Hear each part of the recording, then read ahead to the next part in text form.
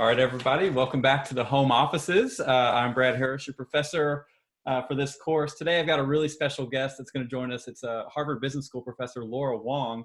Laura's a tremendous scholar studying things like teams, entrepreneurship, biases, all kinds of cool stuff.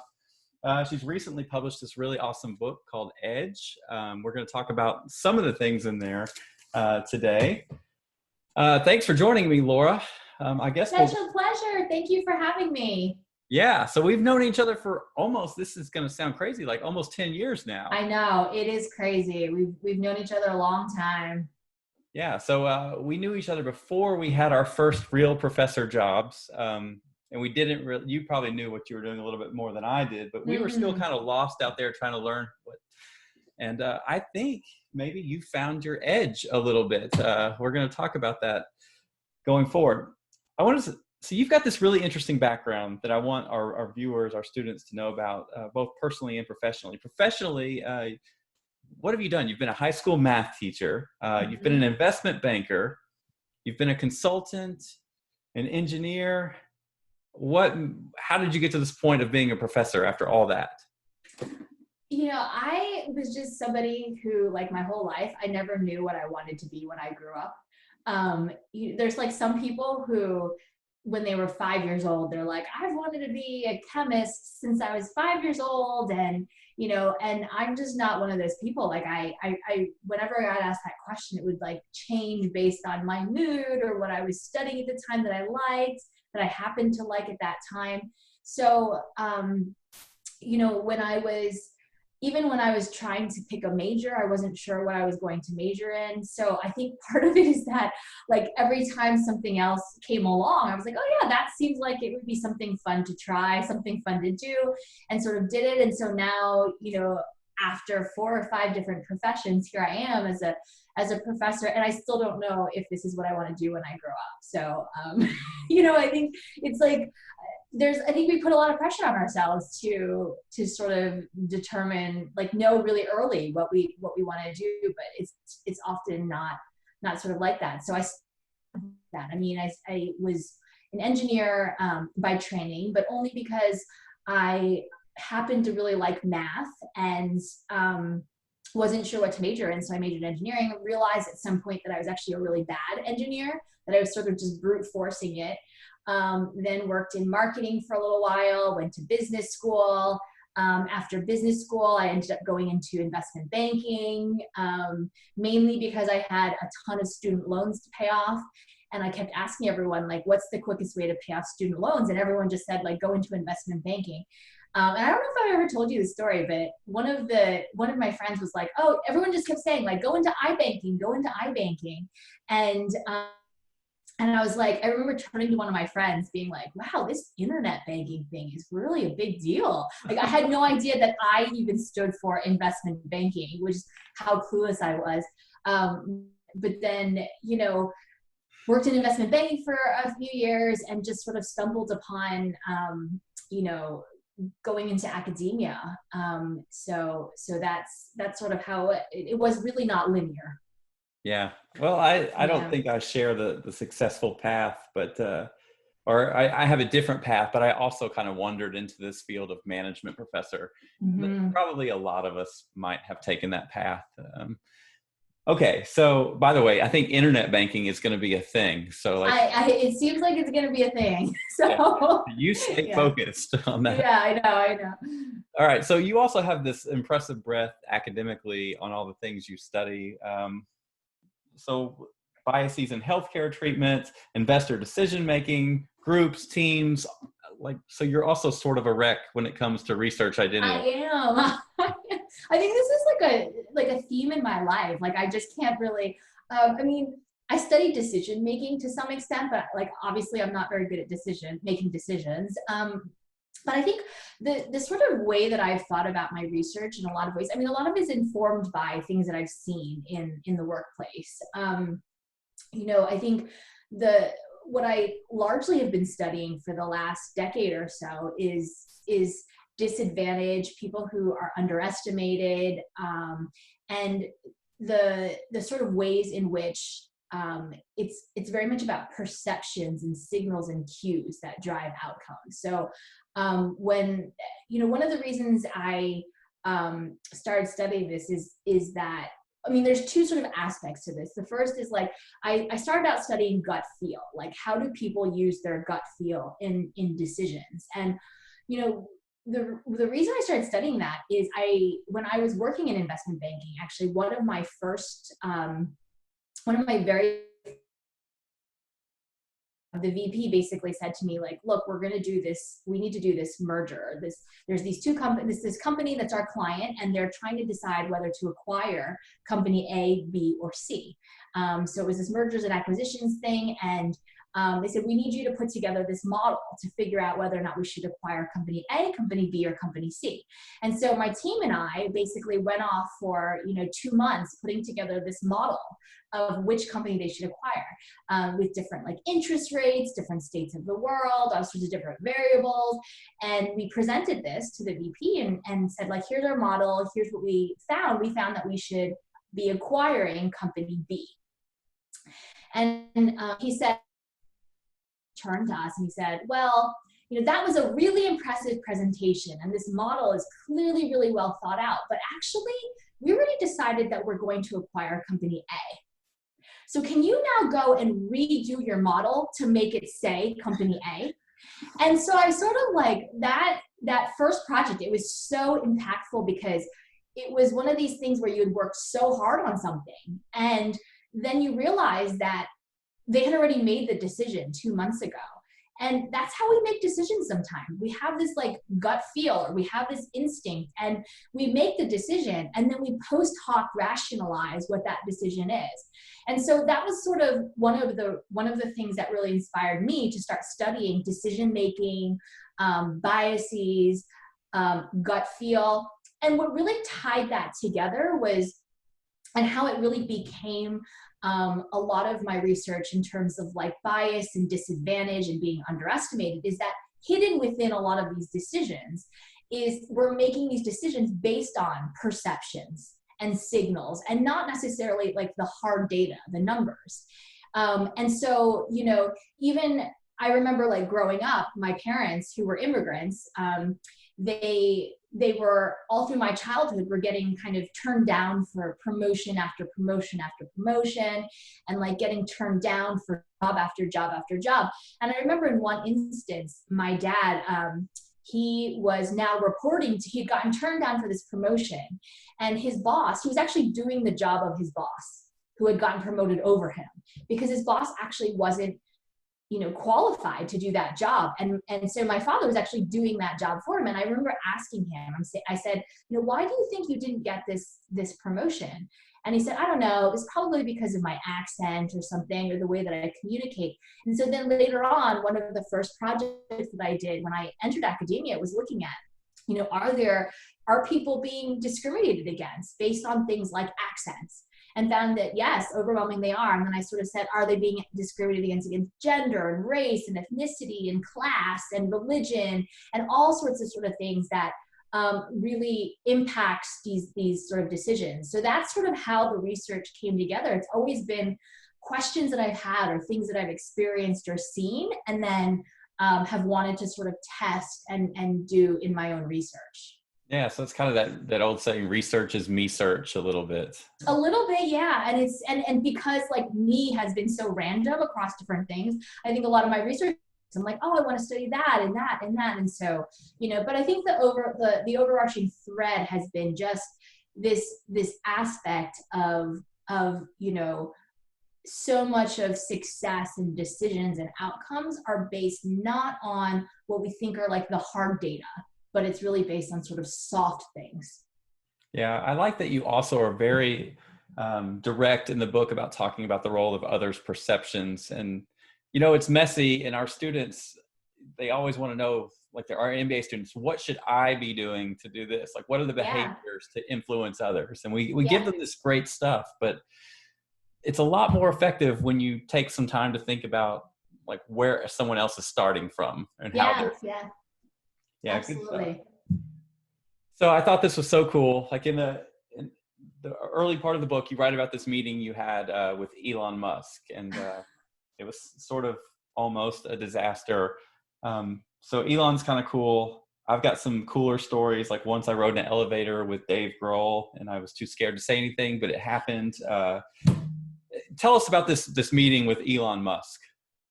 Yeah. I mean, it's probably, you know, like there are these situations, like you're in this elevator with Dave, like the Foo Fighters, Nirvana, right? Like you're sort of like, oh my gosh, like you get stunned. So this meeting, I had very serendipitously gotten this meeting with Elon Musk. Basically, a friend of mine had lucked his way into a meeting with Elon, and he very kindly invited me along because this meeting was about, they're going to be talking about the future of private space.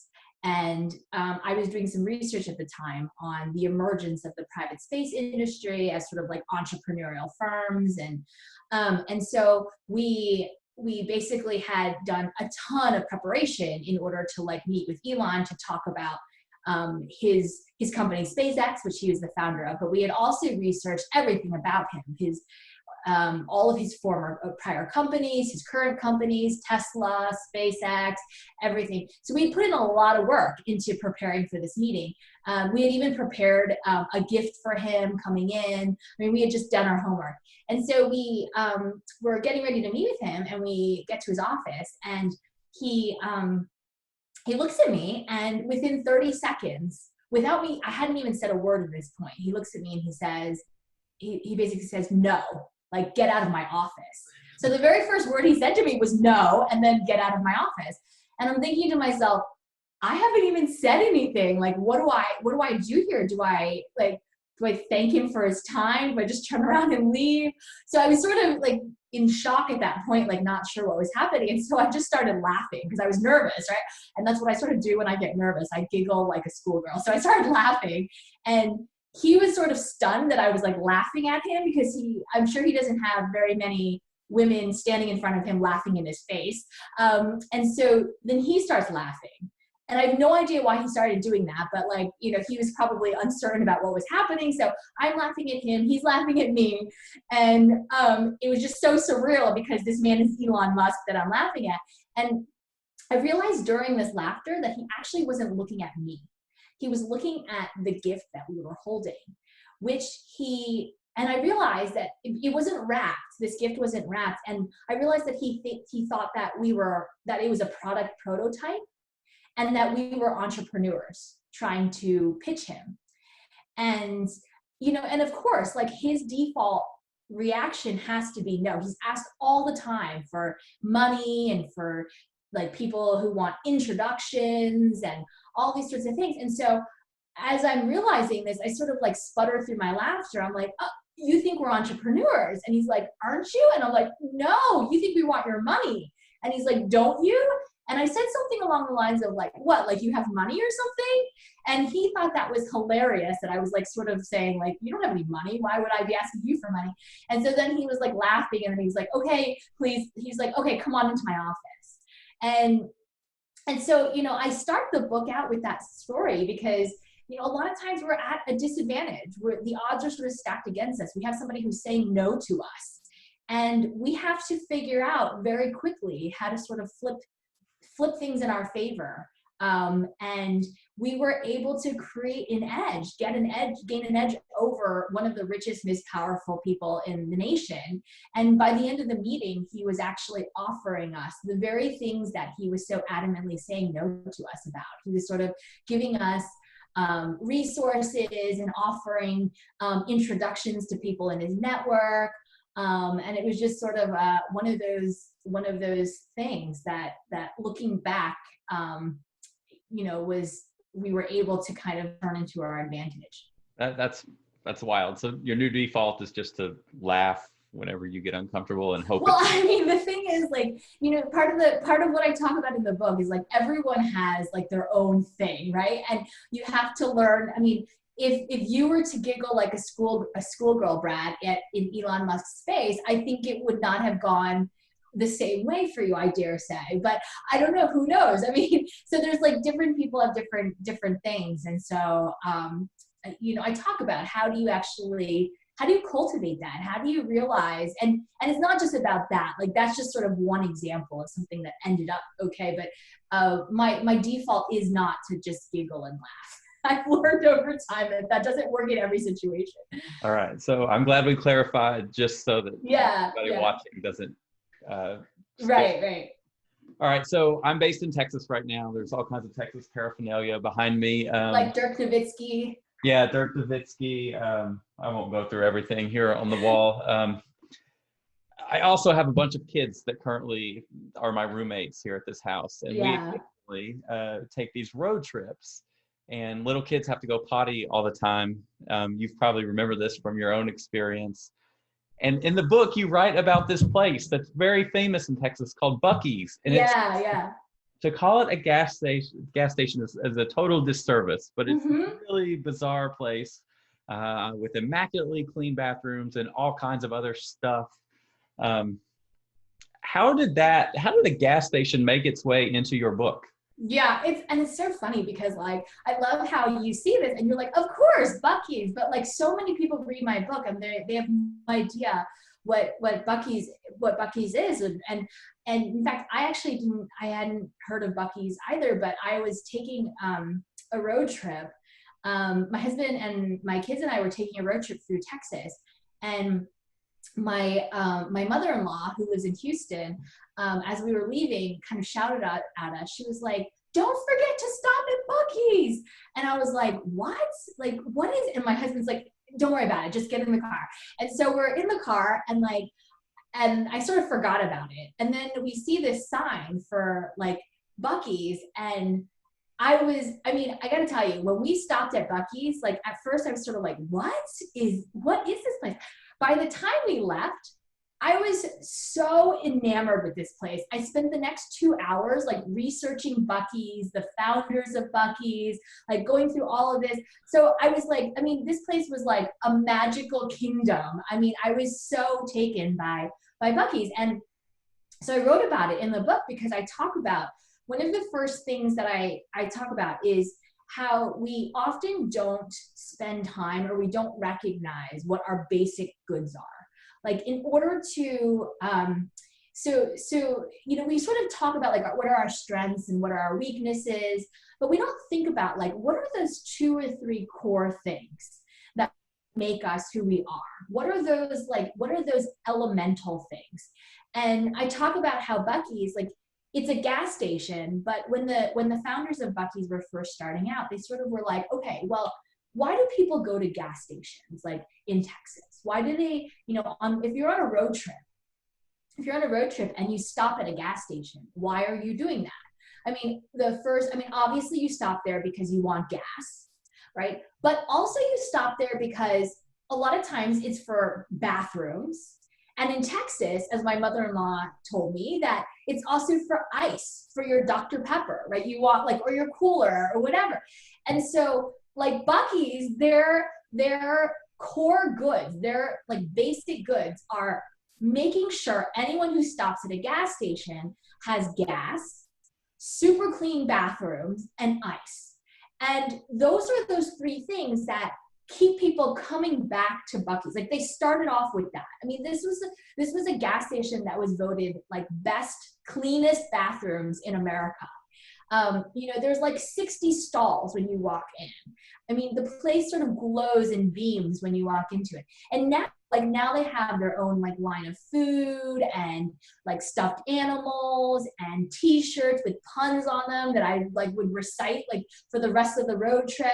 They've been able to build off of that. But I talk about Buc-ee's, how it's what they keep going back to what their basic goods are. And so I use it sort of as an example of when you know those sort of things, you can go in lots and lots of different directions, because even when you're trying to figure out how to grow, you sort of know where you're planted, like you know what your basics are. Okay, I found that so inspiring to read about this gas station. All right, so we've talked enough about some of the stories. Tell us really why we should care about EDGE as a book and as a framework, and why this is so important for us and our students to know about. Yeah, so I mean, so Edge, I wrote this because, we sort of, so the main premise of the book is that from a really young age, we're taught that hard work is the secret to success, right? You ask super successful people at the top of their game, like CEOs, like Olympic medalists, world record holders, like, how did you achieve your success? And inevitably, they're gonna be like, just keep working hard, like work hard, work hard.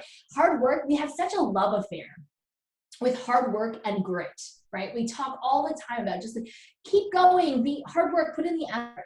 And the thing is, at some point, we realize like that hard work leaves us frustrated because we put in the hard work and the outcomes go to somebody else. Or we don't achieve that level of success or the outcomes that we expected.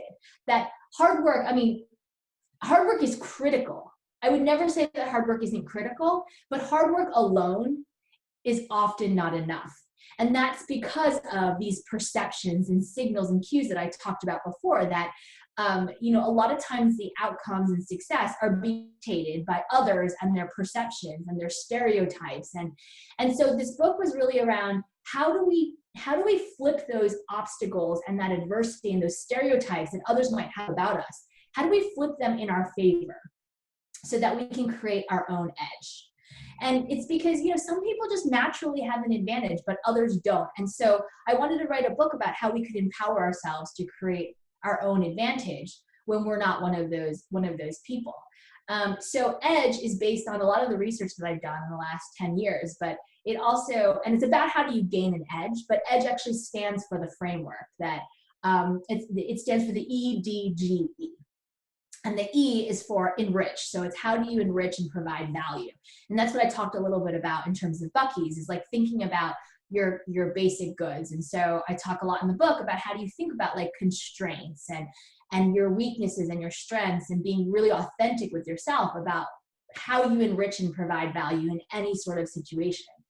The D is for delight, because oftentimes we don't have the opportunity to show somebody how we enrich and provide value, just like we weren't able to do with Elon, because either you don't belong to the right networks or the right groups, or because you're getting kicked out of their office. And so when you're able to delight someone, that's the equivalent of being able to crack open the door a little bit so that you get invited into the office and are able to show how you enrich and provide value. The G is for guide, because even when you know how you enrich and delight, you have to constantly be guiding people's perceptions of who you are. You need to redirect them to who you authentically are and to be flipping those stereotypes around and flipping those perceptions around so that you are showing them how you enrich and how you delight. And then the final E is for effort and hard work, because effort and hard work come last, right? We often think that hard work comes first, that if you put in the hard work, that the hard work will speak for itself. But in fact, the hard work comes last, because when you know how you enrich and delight and guide, that's when your effort and hard work actually work harder for you. That's fascinating. So in the book, you talk about things like authenticity, self-awareness, even some identity concepts a little bit. But I was impressed that you did it in a way that doesn't feel so cliche, like some of the things that we've heard and have been criticized in our field a little bit. Can you say more about these attributes? Yeah, I mean, I think, what happens is a lot of times we talk about authenticity and self-awareness, and we at the same time talk about like guiding people's perceptions, and it sort of starts to feel like fake, right? It's like, it feels strategic and manipulative, like we're trying to manage impressions. And the thing is, it's actually the opposite of that. Like what you're really trying to do is you're trying to show people and guide people to who you authentically really are. Because the thing is, people are going to have perceptions about you, regardless of whether or not you guide them to who you are or not. And so it's actually so much more authentic to be, helping them understand who you are, rather than letting them make their own, letting them write that story about who you are first. And then you have to go back and sort of correct them on that. And the other piece of this is like, I talk people are like diamonds, right? So work with me here for this analogy for a second, but I talk about how people said that you don't use cliches like this in the book. yeah, I know it is. So work with you for just 1 second. But like, imagine everyone is a diamond, right? We're all like a single solitary diamond, okay? And we all have like our own flaws and like different ways that we're cut and different facets and different. And the thing is, like, based on like your diamond, you're gonna shine differently based on like the lighting, the environmental conditions, who it is that's looking at you. And like when you're guiding people to who you are, that's the equivalent of showing your diamond, showing that angle that's going to shine the brightest. Right? You're still the same person. You're still the same person with the same flaws and all the same sort of strengths and weaknesses and all that. But what you're really trying to do is show an angle of you that's going to shine the brightest, because that's where you're going to be able to have the deepest, richest connection with your counterpart. Right? So it's not fake. Right? You're not showing them something that you're not, but you're just trying to understand, how are they perceiving you? How are you perceiving them? How can you hone that ability to know how people are seeing you, so that you then can really have that deeper, richer connection with them by showing them an authentic side of you that's going to allow you to build off of that in a better way. So so that's what I sort of mean about it. And then the other thing that I mean when I talk about authenticity and self-awareness is that, a lot of times we do face adversity and obstacles and stereotypes, and we sort of know that we live in this imperfect world, right? And so we do things like saying, oh, well, like, we're going to have algorithms for hiring to make it more fair. We're going to have more mentors or more executives that are women and things like that, which is great. Like, all of that is a step in the right direction. Like, that's all going to help. But that can't be the only, because we've been talking about these things for a really long time, right? And sometimes they change, but they don't change in the way we necessarily intend, or other times they change but far too slowly, or other times they're not going to change at all. And so this book is really about like empowering yourself, even within an imperfect system, to be able to, as an individual, do things even when things aren't changed. So even if the system does change, why should you wait around for it? Or even if it's going to change and maybe not in ways that you intend. And then the other thing too, in terms of the final piece of this, in terms of authenticity and self-awareness, is that like, I talk a lot about how everyone has something, right? This is not like it's certainly, there's the typical cast of characters, right? Like gender, race, and ethnicity, class, religion, sexual orientation, all these sorts of things, but everyone has something. Like, you can walk into a room, and regardless of who you are, people are going to be making perceptions about you. And you need to be able to know what those perceptions are and know how to manage them and redirect them in your favor. You need to be able to understand that you change one variable, like you change the industry that you're in, or you change the mix of people that are in that room, and the perceptions that they're going to have of you are going to be completely different. And so understanding that and knowing how you guide people to who you are is just so critical. I mean, one of the people that I talked to in writing the book, it was Ronan Farrow, who his story actually didn't end up making it into the book. It actually got cut out of the book. But I was talking to Ronan Farrow, who is like the epitome of sort of white cis male privilege, right? He's like, I know, right? You look at me and I'm like, I'm Caucasian and I'm male and I'm, the son of Mia Farrow. Like, but he was saying how like he walks into, there's situations he walks into and he knows that the perception immediately that people have of him is like, you didn't deserve your Pulitzer Prize. Like, you're not a good writer. The only reason you're here is because of, and he has to manage those perceptions. And so it's sort of, everyone has something. Yeah, that's, it is empowering to a wide audience. And I appreciated that about the book. All right. So you talk a little bit about these really interesting $5 challenges where students are supposed to go out and start a firm. And I don't think we need to spend a lot of time there, but anyway, the teams that end up succeeding the most sort of do something unexpected. Yeah. I mean, so in the book, I talk lots about sort of these practical ways that you can hone your gut feel, or practical ways that you can hone your ability to see what are the underlying perceptions that others have about you, and just different strategies, tactics, how-tos, exercises that you can sort of do. One of the exercises is something that I used to do with my students, which is called the $5 exercise. And in teams, I basically each team an envelope with $5 in it, which is their startup capital. And over the course of a certain amount of time, they have to start a company, and they have to see how much they can make from starting this company, and then present it. And so the fascinating thing about this sort of exercise is that what the students end up realizing is that there's some teams who take the $5 and sort of do the typical things we would expect, like they start car washes, right? They use that $5 to buy soap and sponges. There's some who use that $5 to buy ingredients for like a bake sale, and because the goal is to see how much money you can sort of earn. The teams that actually end up doing the best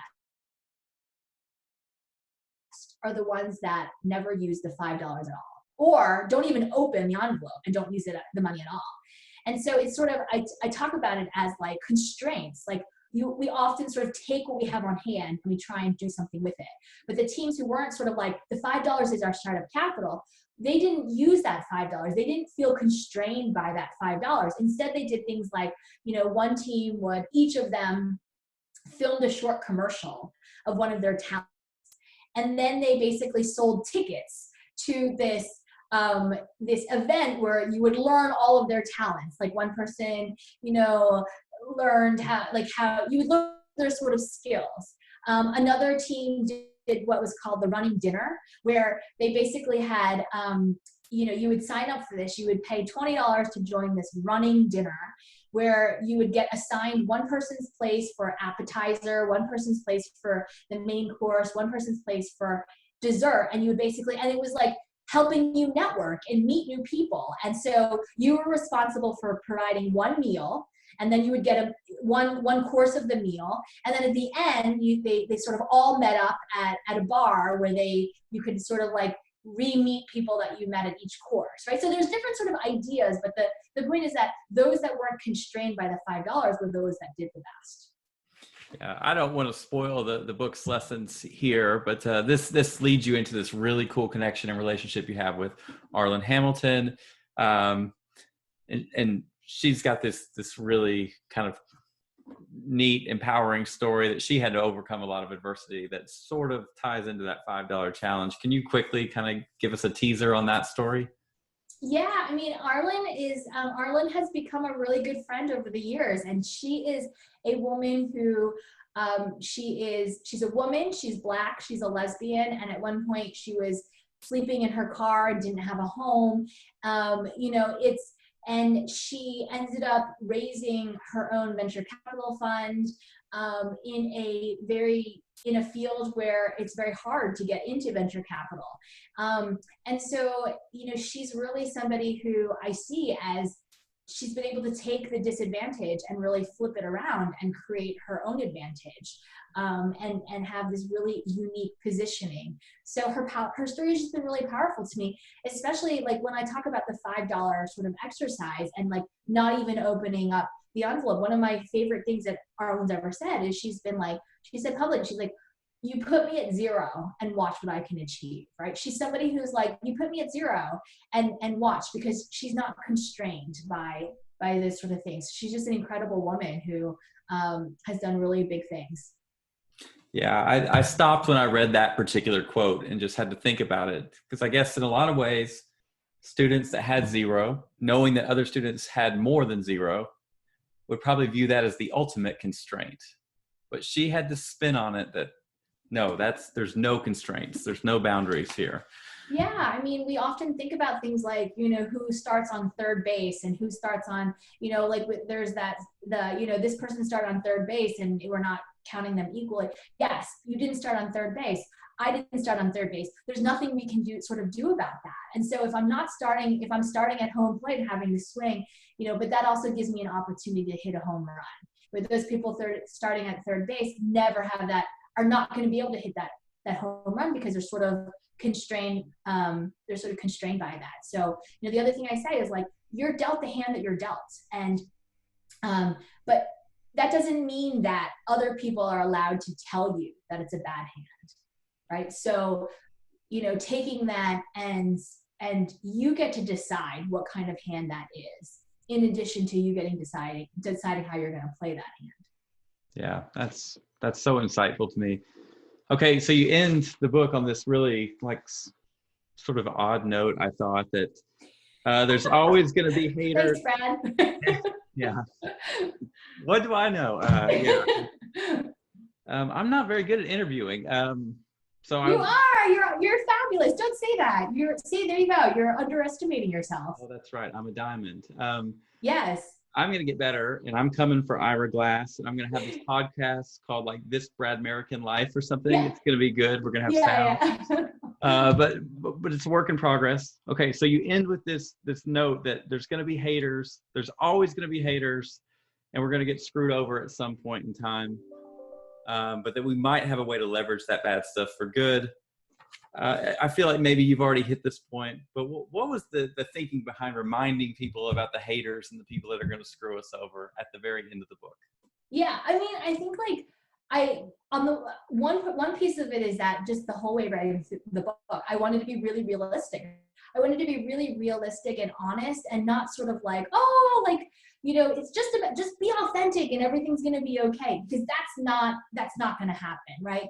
I wanted to be really realistic about the fact that like hard work doesn't always pay off, even though we sort of say that to ourselves, and that's the advice we give to people. Or like, be yourself doesn't always pay off, because there's so many varied and different versions of ourselves, that it's really be the version of yourself that's going to shine the brightest. So I really wanted to be very realistic with the advice, because part of the reason why I wrote this is because people would ask me, they would say like, in all my research, some of it was starting to get really depressing. I found all these negative outcomes and negative effects, and people kept asking like, well, what do we do about this? What strategies, what tactics can we take? And so I wanted to also be very upfront with the fact that there will be haters, and we are going to get screwed over. And all of us can remember, when I ask my students and I say like, okay, everyone think of a time when they feel like they got screwed over. Or everyone think of a time when that still makes you angry because you felt like someone wronged you. And within like 10 seconds, people can think of an example. And sometimes that example goes back like years or decades, like things that we still remember that still feels really raw and bitter. And what happens is that bitterness sort of does stay with us to some extent. That's the chip on our shoulder. And so I wanted to sort of acknowledge that we've all had that we're all sort of, and I at one point in my life was also getting like super jaded and just like sort of angry with like the failure and the haters and all those sorts of things. And that chapter is really about how, like, acknowledging that there's going to be failures, acknowledging that there's going to be drawn, acknowledging that things aren't going to go right 100% of the time, right? We know this, like cognitively we know, like if you had to say, what percentage of the time do you think things are going to go right in your life, right? Like some people are going to be like, I don't know, 70% of the time, 80% of the time, maybe even 90% of the time. But that still means that 10% of the time, things are not going to go right in your life. And yet when something goes wrong in our life, we're very quick to be like, oh, like, instead of being like, oh, that was part of the 10%, right? And so we need to be able to acknowledge that, like, there are going to be haters and failures and those sorts of things, and to not let it make us bitter. To be like, yep, that's going to be the 10%. There's going to be at least 10% of the people in the world that don't like me, that aren't going to agree with me, that aren't going to be happy with my success. Or the more successful I am, the more they're going to dislike me. That's going to happen. And so we need to chalk it up to that 10% or that 20% or whatever it is, and not let it make us bitter. And so I write about when we're starting to feel bitter, asking yourself, is this making me bitter, or is this making me better? And how do you let it make you better? That's how you sort of not let it continue weighing. And it's hard. This is really, really hard. But what ends up impacting our ability to gain an edge is often that bitterness. It's that bitterness, or it's that unwillingness to sort of be like, you know what? Yeah, that sucked and that was wrong and that was something that still bothers me. But now, how can I let that make me better? How can I not get dragged down by this, even though that wound will never heal, or that hurt will never heal itself? And so I wanted to sort of end the book on that note, which was sort of it is odd I totally agree in the sense that like a lot of books sort of end on this really positive note, like, okay, now go get them, like be authentic and like, you know, be yourself and be authentic and you got this. And I wanted to be like, no, actually don't forget that you're still going to like, to really gain an edge, to really have an advantage, you need to you need to really acknowledge this piece of it too. Yeah. Okay. So I wish I could just, well, I guess I can actually. I'm going to rewind that and make my 8-year-old watch that over and over again. And maybe I'll watch it too. I get, our field is pretty rejection heavy too on these papers that we write. So really good stuff. Okay. I've got one from the fan base, Okay. which is actually students, but whatever. Fan base. This is a good one. Women are often perceived as overly aggressive compared to their male counterparts in work settings and can often be shunned or told they are overly emotional for it. How do you recommend a woman handle any backlash for that? And how can we change the story so that being an aggressive woman is seen as our edge? And there's another question very, very similar to that that the students sent in, but I'd love your thoughts before we wrap up. Yeah, absolutely. I mean, I talk specifically about a couple of these in the book about what you can sort of do about it. So the short answer is basically you redirect. So you find out, so you sort of try and understand what's that underlying assumption? What's that underlying assumption that people have about you when you are seen as overly aggressive or whatever that case may be. And sometimes it's about like, there's not a fit. There's no congruence between what it is, who you are and what they think that you're trying to do. So one example of this, for example, is like women who are starting tech startups.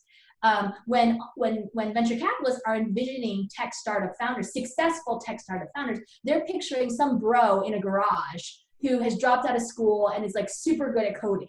They're not envisioning this woman who's sort of, either aggressive or not, or warm or whatever. But when you sort of position it as, I found in some of my research, if you even talk about like the same exact company, but sort of say like, yeah, and I started it because of, I started it because I wanted to, create impact for this group of people, or I wanted to do, then it's like, I get it. This is why they wanted to do it. So you basically redirect those sort of perceptions. I'll give a different example that maybe helps explain this, but in a more clear way. So ageism is something that a lot of people experience, not your students, but the older employees, people tend to assume things like they're not as technologically proficient, or they're not good with technology. And what I found in my research that is, it's not actually about technological proficiency or those lay views. There's one underlying perception that people have about older employees. It's curiosity, that they're not as curious. So when I send those people into an interview, before they go into an interview, and I say, the perception they have about you is that you're not as curious. They go into those interviews and then they get asked those sort of questions. And then the people who are interviewing for the job sort of say things like, I'm curious about your strategy and how it's changed over time. Or I'm curious about your vision. Not only do they get rated higher in terms of curiosity, they also get rated higher in terms of technological proficiency, technical skills, and they're more likely to get the jobs. The same thing happens with women. When you figure out what that underlying perception is, and you sort of flip those perceptions, you're able to kind of level that playing field. Yeah, thank you so much. Hey, Laura, this has been absolutely terrific to me. I found your work so inspirational and thoughtful. I hope everyone that needs to hear this gets a chance to either buy the book or come see you talk at some point, or, God willing, get into Harvard and you're still a professor there. I wish you all the success with this project, but also whatever comes next, whatever you're going to be when you grow up, so to speak. Thanks, Brad. Appreciate it. Thank you for having me. And your students are lucky to have you. So I'm glad that I could be a part of it. All right. We'll see you later.